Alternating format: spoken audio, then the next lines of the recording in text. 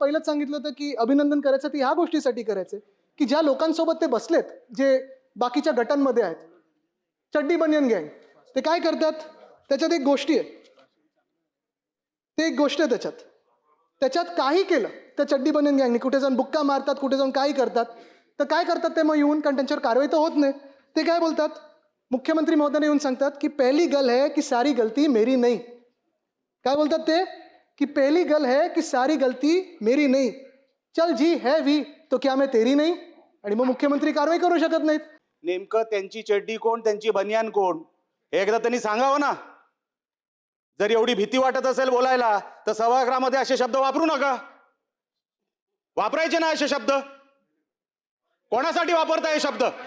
कोणासाठी शब्द होते हे? कोणासाठी शब्द होते? हिम्मत असेल तर त्यांनी बोलून दाखवावं हे शब्द कोणासाठी होते. उगाच काही चाललंय, उगाच टीका करायची म्हणून काही का? आम्ही साहेब अरे 1 तासापासून ऐकतोय, काय बोललो नाही. मला नाही साहेब, मी बोलायला देणार नाही.